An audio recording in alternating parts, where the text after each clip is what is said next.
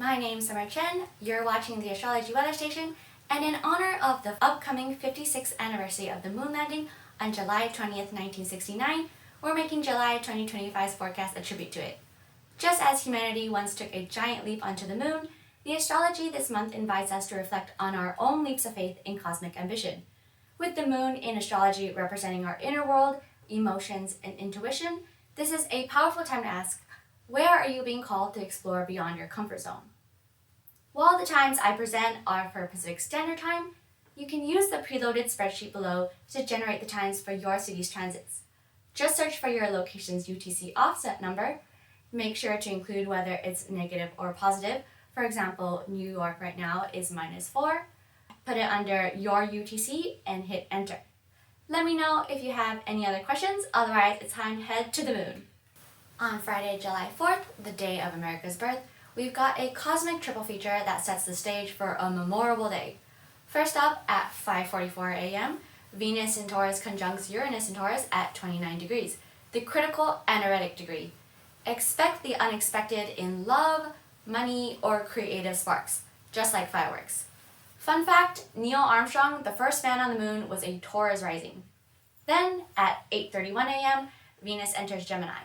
Gemini is the sign of the twins, so you might start finding yourself a little scattered in your interests.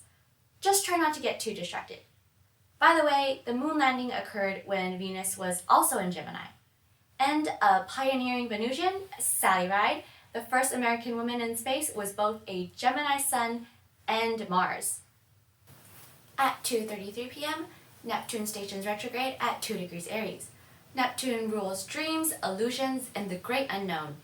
And in Aries, it's about boldly exploring them.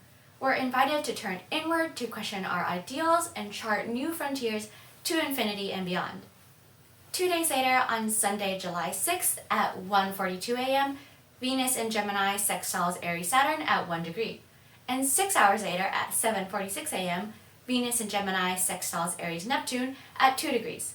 For these two aspects, we have the keywords mental endurance and social inspiration. It's the perfect launch window for turning creative ideas into real-world prototypes.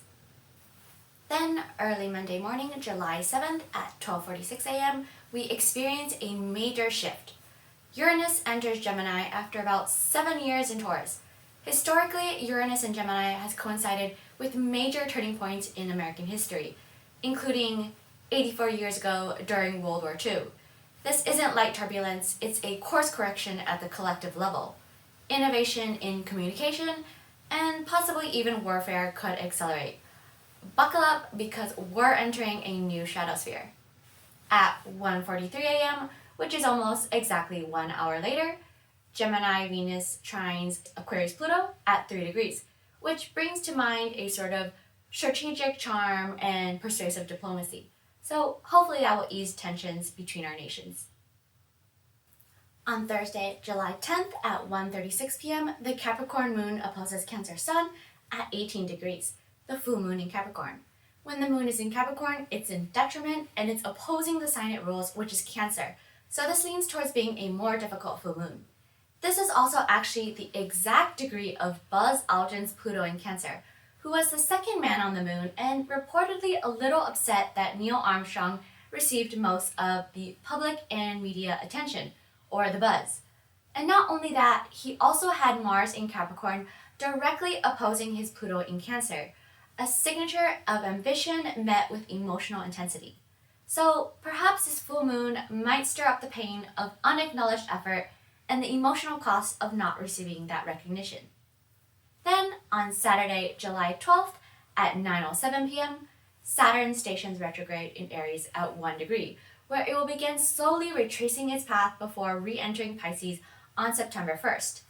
Think of this as mission control rerunning diagnostics. What responsibilities need a second look before we can proceed with the mission? 5 days later, on Thursday, July 17th at 9:45 p.m., Mercury stations retrograde in Leo at 15 degrees. And Houston, we might have some problems because the infamous Mercury retrograde is when navigation could require calibration, comms become unreliable, and systems just go a bit haywire. Proceed with caution and initiate review protocols, aka save constantly and back up your data. The next day, Friday, July 18th at 6:36 a.m., a retrograde Leo Mercury sextiles Gemini Venus at 15 degrees. And Venus is the planet of love, so this might be around the time old flames start orbiting your brain again and ghost signals from the past reactivate. On July 20th, although there are no major aspects beyond our featured planets' movements, we celebrate the 56th anniversary since Apollo 11 first landed there. As Neil Armstrong put it, it was one small step for man, one giant leap for mankind. A reminder that even just the smallest personal steps can lead to transformative, far-reaching change. On Tuesday, July 22nd at 6:30 a.m., the sun ingresses into Leo and we officially start Leo season. Funny enough, Neil was also a Leo sun. The next day, on July 23rd at 10:31 p.m., the Leo sun sextiles Gemini Uranus at 0 degrees. This reminds me of the Schumann resonance, which is referred to as the Earth's natural communication baseline or heartbeat signal, as Gemini is communicative and Leo is the heart. So maybe you might feel some new vibes that lead to expressive innovation. And later in the evening at 1:23 a.m., Gemini Venus squares Virgo Mars at 21 degrees. This is like when you might have a lot of ideas and visions, but practically you might not be able to execute all of them. So the keywords for this are restless overdrive.